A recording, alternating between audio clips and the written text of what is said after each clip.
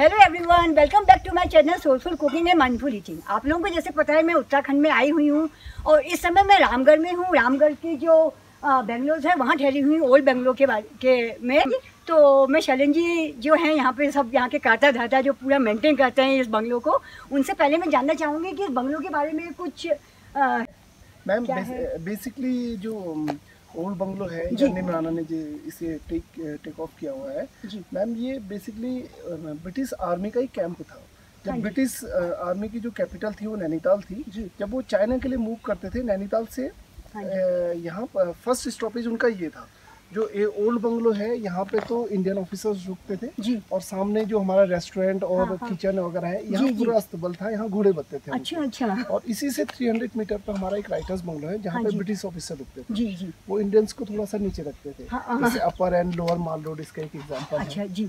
तो ये वैसे बना हुआ है 1862 में, जो यहाँ के बड़े बुजुर्ग लोग बोलते हैं। ऐसा कहीं प्रमाण तो है नहीं, बट वो लोग बोलते हैं कि इस टाइम का बना है। और जो लोग जानते हैं कि ये किस टाइम की इसमें खिड़कियां लगी हैं, चौखटें लगी हैं, तो वो यही बताते हैं इस टाइम पर 1862 का ये बना हुआ है। तो ब्रिटिश आर्मी ने ये चूज जगह, ये एक्चुअली बेसिकली 6000 फीट है इसकी।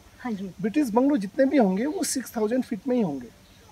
और यहाँ से हिमालय तो नहीं दिखता है, बट अगर वो चाहते तो हिमालय जहाँ से दिखता है वहाँ पे भी बना सकते हैं। लेकिन ये एक आइडियल लोकेशन है उनकी। तो इसके बहुत फायदे बताते हैं। जैसे जो भी हिल स्टेशन है वो जोन 5 में आते हैं, वहाँ भूकंप का खतरा होता है, ऐसा कुछ कहते हैं। और ये भी सुनने में मिला है कि जो 6000 फीट है वहाँ पे थोड़ा न्यूट्रल हो जाता है। तो ये भी उनके एक पीछे ये भी लॉजिक था। तो जो हम लोग सुनते आए हैं, जो हम अपने बुजुर्गों से सुने हैं, या कोई यूके से एक हमारे सुजान थॉमस एक योगा टीचर हैं, वो भी इन चीज़ों को फोकस करती हैं। वो स्पेशली यहाँ आती हैं, तो उनकी क्लास हम लोग जब अपने बच्चों की क्लास लेते हैं तो हम भी सुनते हैं। तो ये सब चीज़ें हम लोगों ने वहाँ से गेन की, और वो इस एरिया के बारे में हमसे ज़्यादा जानती हैं, क्योंकि उनके बुजुर्ग वगैरह जो सेउट कॉलेज है, सेंट जोसेफ कॉलेज है, यहाँ रहे हैं। उनके अभी भी कब्रिस्तान में उनकी कब्र बाय नेम उनकी कब्र हैं। वो लोग उनको देखने आते हैं। तो रामगढ़ बंगलो में ही वो रहते हैं। और सर जैसे आपने बताया ना कि जो राइटर्स बंगलो है वहाँ पे गीतांजलि लिखी थी, रविंद्र टैगोर जी ने कुछ शुरुआत की थी लिखने की, ऐसा। अच्छा दादी बात जाओ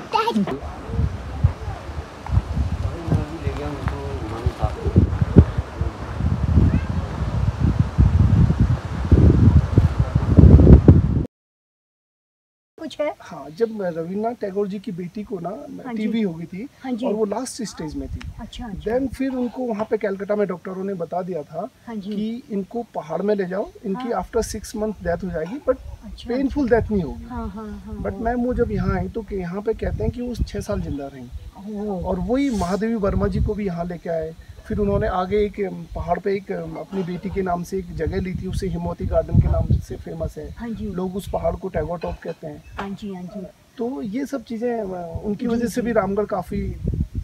वो कहते हैं ना कि शहर की दवा और गांव की हवा दोनों बराबर है। शहर में रहोगे तो दवाई खा के जिंदा रहोगे, और गांव में रहोगे तो यहाँ की जो हवा है पहाड़ों की वो आपको उतनी वैल्यू देगी। ऐसा ये बताइए, जो ये वाटिका है, अशोक वाटिका है राइटर्स बंगलो के और ऊपर जाके, वहाँ पे भी जवाहरलाल नेहरू जी आए थे, क्या था वहाँ की कहानी? उसमें एक ब्लू रूम है, उसमें जो मोतीलाल नेहरू जब फ्रीडम फाइट के टाइम पे वहाँ पे घोड़े से आए थे।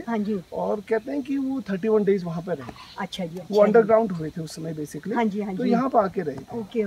तो यहाँ पे लेकिन उस समय कैसे ऐसे कोई प्रमाण तो नहीं है, लेकिन जो बड़े बुजुर्ग हैं वो उनसे सुनते हुए सब चीजें तो वहीं से सुनते लोगों को ऐसा हुआ है। लेकिन ये लोग बताते हैं, काफी बड़े बुजुर्ग बोलते थे। हाँ जी, क्योंकि मैं वहाँ गई थी ना ऊपर, तो इतनी अच्छी हवा और चारों तरफ से पूरी पहाड़ियाँ, और बहुत अच्छा लग रहा था। ऐसा लग रहा था वहीं बैठे तो नीचे उतर के ही नहीं आओ। जी बिल्कुल मैम। और शैलन जी एक चीज़ और, एक क्लिफ हाउस है, उसके नीचे उतर के राइट साइड में क्लिफ हाउस है, उसकी भी कुछ ये बेसिकली जो जैसे अशोक वाटिका था उसका क्लिफ हाउस जो है बेसिकली उनका एक मैस था। अच्छा।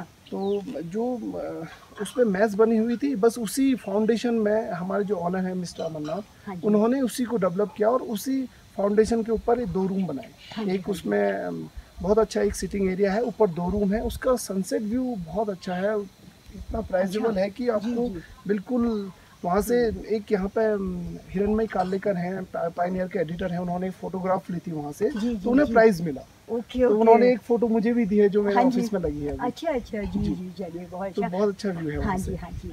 तो शैलेन जी, मैं अपने व्यूअर्स से यही रिक्वेस्ट करूँगी कि जब भी वो यहाँ आए रामगढ़, तो प्लीज़ इस बंगलोज में रहें। आप लोगों को इतनी अच्छी फीलिंग आएगी और इतना अच्छा व्यूज़ है, बिल्कुल serene शांति, ऐसा लगेगा कि आपको यहीं बैठ के आप तपस्या करें और यहाँ से जाए नहीं।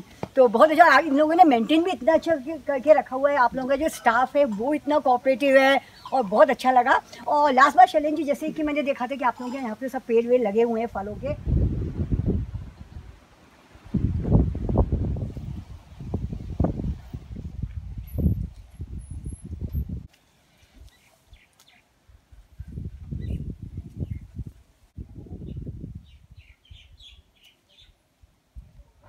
और यहाँ पे जैम भी बनता है। और अभी अभी शायद फ्रेश पीचेस आए हैं जी जी। तो अभी अब हम लोग अंदर जाएंगे और इन लोगों की एक फैक्ट्री है, वहाँ देखते हैं कैसे पीच के और प्लम के जैम्स और जूसेस बनते हैं। तो आई शैलेन जी, आप मुझे दिखाइए फैक्ट्री। हाँ जी।